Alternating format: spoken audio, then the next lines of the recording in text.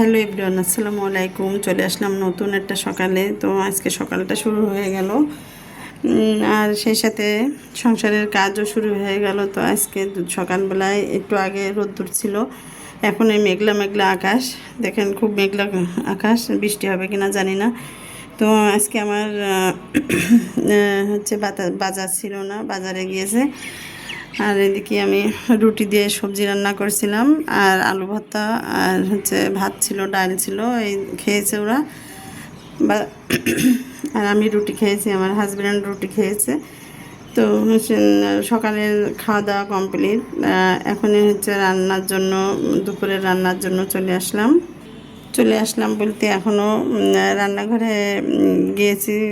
একটু মাছ চচ্চড়ি করবো, তা সেটা দেখো। তো বাইরের থেকে আমি আমার বাসার এই সাইড থেকে একটু ছবি তুলে আপনাদের দেখাচ্ছি ভিডিও করে। তো আকাশটা কেমন মেঘলা মেঘলা, গাছপালা, বাতাস নাই, একদম সব দাঁড়ায় আছে পাতাগুলা, কোনো বাতাস নাই, কোনো প্রকারেই বাতাস নাই। আর এদিকে আমার পানি, এই তো আজকে পানি আনতে হবে। তো পানির বোতলগুলো সব খালি হয়ে গেছে। আর আমরা হচ্ছে ফিল্টার পানি খাই। তো আমাদের বাসার থেকে বেশ 4-5 মাইল দূর, সেখান থেকে খাওয়ার পানিটা নিয়ে আসতে হয়। তো বোতলগুলো এই বোতলগুলো এখন ভালো করে ধোবো, আর ধুয়ে তারপরে বিকালে যাব পানি আনতে। এই জন্য বোতলগুলো এখনই আবার নিয়ে যাব। যে তলে পানির একটা ময়লা থাকে, সেটা তলে আছে, এগুলো শেষ হয়ে গেছে। তো অল্প অল্প পানি আছে, তো এগুলো ফেলাই দিয়ে ভালো করে ধুয়ে তারপরে পরিষ্কার করে নেব। এদিকে আমার বাজার চলে আসছে। তো দেখেন কত সবজি, আর এখন এই টাইমে সবজির দাম অনেক। তো এর থেকে অনেক সবজি কিনে নিয়ে আসে, কারণ আমাদের ফ্যামিলিতে অনেক ফ্যামিলি মেম্বার অনেক। তো এখানে হচ্ছে ভেন্ডি নিয়ে আসছে, আর এখানে মুরগি আছে, ফার্মের মুরগি, আর এখানে লাল শাক, এই যে করলা, তারপরে এখানে পটল, লাউ, ক্যাপসিকাম, তারপরে এটার ভিতরে আছে হচ্ছে শসা, লেবু, আলু, আর কি জানি কাঁচামরিচ।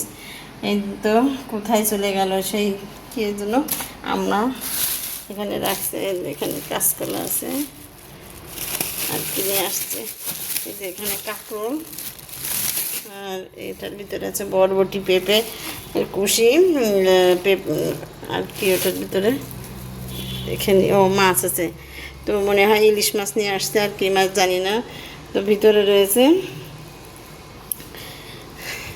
আর আমাদের কিন্তু অনেক সবজি লাগে, সবজি ভাতের থেকে সবজি খাই বেশি। তো আমি একটু মাছটা দেখাই আর কি কী মাছ নিয়েছে। ইলিশ মাছ নিয়ে আসছে। আর কি মাছ, আর একটু হচ্ছে এটা ছোট ইলিশের বাচ্চা। আর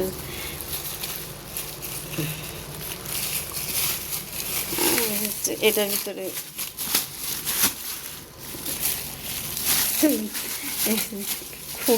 আসতেছে না, খুলে আসতেছে না। এই কাঁটাওয়ালা মাছ মনে হয় প্যাকেটে বেঁধে গেছে। এটার ভিতরে আর একটা কী মাছ যেন, ট্যাংরা মাছ না কী মাছ হবে আর কি, কিশিং মাছ বেরিয়েছে ফাইনালি। ট্যাংরা মাছ মনে হয় ভিতরে। তো আমি এক হাতে ক্যামেরা ধরছি, আর এক হাতে করতেছে, এই জন্য খুলে দেখাতে পারছি না। যাই হোক, 3 প্রকারের মাছ নিয়ে আসছে নাকি না। ওরে আল্লাহ, এই যে ট্যাংরা মাছ নড়তেছে। একটা প্যাকেটের ভিতরে বেঁধেছিল এই যে ট্যাংরা মাছ। তো এই মাছ নিয়ে আসছে। আর আজকে রান্নার জন্য আমার কাটাকুটাও করা হয়ে গেছে। তো আজকে আমি আনারস রান্না করবো। তো আমি চুলার পাশে যাচ্ছি। এর মধ্যে আমার ডালটা সিদ্ধ হয়ে গেছে, প্রেশার কুকারে দিয়েছিলাম, তো আমি নিচে নামায় রাখছি চুলার পর থেকে। চুলায় এখন দেবো, কি বলে, পানি দেবো। তো আপাতত অফ করে রাখি। আর এই চুলায় হচ্ছে দিয়েছিলাম, বাসায় ফ্রিজের ভিতরে পুঁটি মাছ ছিল, টমেটো দিয়ে একটু চচ্চড়ি করতেছি। তো এই 2 ভাগের হয়ে গেল, ডালটা তেলে দিলে হয়ে যাবে। আর আজকে যে দেখালাম আনারসটা কেটে রাখেছি, একটা আনারস, আর কালকে একটা কাঁচা খাইছিলাম। তো আনারস দিয়ে আর হচ্ছে ডিম দিয়ে রান্না করবো। ডিমটাও চুলা হয়ে গেছে, আর এই তো আনারসটাও কাটা হয়ে গেছে। এখন আনারসটা আমি হচ্ছে ডিম দিয়ে রান্না করব। এই যে আমার ডাউলটাও তেলে দেওয়া হয়ে গেছে। আর এদিকে এখন শুধু বাকি আছে আনারসটা রান্না করব ডিম দিয়ে, এটা বাকি আছে, এটা হলি হয়ে যায়। এদিকে বড় আমার তেল শেষ হয়ে গেছে ছোটো বোতলেরটা, তো বড় বোতল থেকে আমি ছোটো বোতলে একটু ঢেলে নিলাম তেলটা। আর আনারস দিয়ে যে ডিমটা রান্না করব, তো ডিমটা আগের থেকে একটু ভেজে নিলাম। তো ডিমের ভিতরে লবণ আর সামান্য একটু হলুদ দিয়েছি, দিয়ে তারপরে ডিমটা ভালো করে একটু ভেজে নিয়ে একটু ভেজে নিব। আর এটা হচ্ছে দেশি হাঁসের ডিম। এটা কিন্তু ওই সিদ্ধ করতে যে কুসুমটা ভিতরে চলে গেছে, এই জন্য এরকম দেখা যাচ্ছে। আর এই ডিম কেনার পরে আমার অনেকগুলো ডিম, প্রায় 10টার ভিতরে একটা নষ্ট হয়ে যায়। ওই লোকের কাছ থেকে আমরা একটা চাচার কাছ থেকে ডিম নিই, তো সেখান থেকে মানে 50টা তারপরে 100টা করে ডিম নিলে প্রায় 10-12টা ডিম পচা বেরোয়, কী করা যাবে আর। তো এই যে ফাইনালি আমার ডিমগুলো ভাজা হয়ে গেছে। আর আমরা কিন্তু সরিষার তেল দিয়েই আমরা রান্না বাড়া করি। আর শুধু যে কোনো ভাজা পোড়া মানে পিঠাটা বানাতে গেলে সয়াবিন তেলটা আমরা ইউজ করি। আর হচ্ছে সব কিছুই আমরা সরিষার তেল দিয়ে খাই। আর সরিষাটা আমরা গ্রাম থেকে কিনে নিয়ে আসি বস্তায় করে, অনেক কয়েক মন। তো সেটা আমরা সারা বছর খাই। আর সয়াবিন তেলটা দিয়ে পোলাও, তারপরে মানে অন্যান্য রান্নাগুলো করি, তারপরে পিঠা ভাজি এগুলো আর কি। তো আনারসটা আমার ধোয়া হয়ে গেছে, আর এই পানিটাও ঝরাই নেব।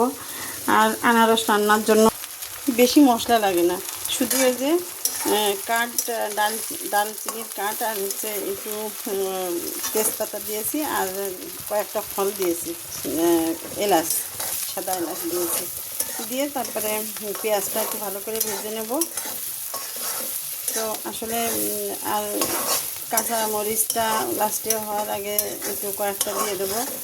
তাছাড়া এমনি অন্য মশলা লাগে না বেশি, শুধু লাগে একটু চিনি আর আনারস, আমরা এগুলাই চিনি দিলে খুবই ভালো লাগে খেতে। আমি তো দিই, ঝালটা আমাদের খাওয়া হয় না। তো পেঁয়াজটা বেশ একটু ব্রাউন কালার হলে তারপরে আমি আনারসগুলো দেবো। তো ভাজতে নাড়াচাড়া করতে করতে একটু ব্রাউন কালার আর পেঁয়াজটা একটু নরম হইলে তারপরে আমি আনারসটা দেবো। তো একটু আনারসটা আমি দিয়ে দিচ্ছি। তো আনারসটা দিয়ে ভালোভাবে কষাই নিয়ে তারপরে একটু পানি দেবো। আর আমার বাসায় নারকেল নেই, গতদিনও কয়েকদিন আগেও আমি আনারস রান্না করছিলাম, তো বাসায় নারকেল ছিল না। আর আসলে এখন নারকেলের দাম অনেক বেশি, সেভাবে আর কি নারকেল কেনা হয় না। আগেই বলেছি আনারসে কোনো মশলা বেশি একটা যায় না, তো শুধু লবণ আর ওই যেগুলো বলেছি এই আস্ত মশলা, গোটা মশলা দিয়েছি, ডাল, তেজপাতা আর সাদা এলাচ, একটু লবণ দিয়েছি, আর হালকা করে একটু হলুদ দেবো একটু পরে। এই যে আনারসের ভিতরে আমি একটু হালকা হলুদ দিয়ে দিয়েছি, আর মনে হয় লাগবে না, আসলে যত কষানো হয় তত রঙটা উজ্জ্বল হবে আর কি। তো যাই হোক, লাগলে আর একটু পরে দিয়ে নেওয়া যাবে। তো এটা কষাতে লাগে, আর এখন একটু পরে চিনি দিয়ে দেবো। আর এদিকে হুটো পাটা শব্দ হচ্ছে, প্লেট পড়ে গেল। তার এখানে হচ্ছে লাল শাকটা সিদ্ধ করতে দিয়েছি, পরে তেলে দিয়ে নেব। তো এই তো আজকে এই দুটো হলেই আমার রান্না কমপ্লিট হয়ে যায়। তারপরে তো কাজ আছেই, এই তো রান্নাঘর ক্লিন করা, তারপরে গোসল করা, নামাজ পড়া, এগুলো তো আছে। তো এখন আমি ওদের ভিতরে একটু পানি দিয়ে দেবো আনারসটার ভিতরে, নাহলে আর আনারসটা রান্না করতে গেলে একদম জায়গায় দাঁড়ায় থেকে রান্না করতে হয়, কারণ এর তলের থেকে একটু যদি লেগে যায় তাহলে মানে টেস্টটা সেরকম হবে না, ভালো লাগবে না। এই জন্য দাঁড়ায় থেকে রান্না করতে হয়। আর হালকা একদম মিডিয়াম আছে। তো আমার আনারসটা হতে লাগুক, আর একটু পরে এটা পানিটা উঠতে গেলে তারপরে আমি হচ্ছে চিনি দিয়ে দেবো। তো এখন চিনি দিয়ে দিই, চিনিটা একটু জাল হোক, ভিতরে আনারসের ভিতরে ঢুকে যাবে, এই জন্য চিনি দিয়ে 3 চামচ চিনি দেবো। এতে 4 চামচে 3 চামচ দিয়ে চিনি দিলাম। ঝোলের আজান দিয়ে দিয়েছে আর আমার লেট হয়ে গেছে আজকে রান্না, তো লবণ একটু কম হয়েছিল, তো লবণ আবারও দিয়ে দিলাম। দিয়ে এবার আমি ফাইনালি ডিমটা দিয়ে দেবো। এভাবে নাড়াচাড়া করতে করতে দেখুন তেল বেরিয়ে গেছে, ঠিক আছে। আর নারকেলের দুধ দিলে ভালো হয়, খুবই ভালো হয়, কিন্তু আমার ঘরে নারকেল নেই, এই জন্য নারকেলটা দিতে পারিনি। তো এবারে ডিমটা এর উপরে ঢেলে দেবো, দিয়ে একটু নাড়াচাড়া করে দেবো সাবধানে।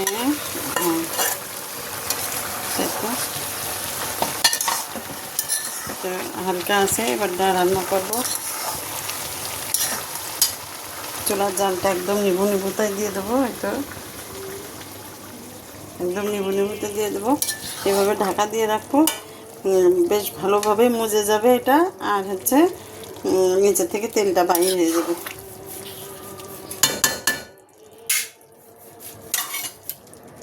এদিকে ঝটপট লেবুটাও কেটে নিলাম। আর আমি এখন নামাজ পড়তে হবে, গোসল করতে হবে, সব কাজ বাকি রয়েছে, রান্নাঘরটা ক্লিন করতে হবে।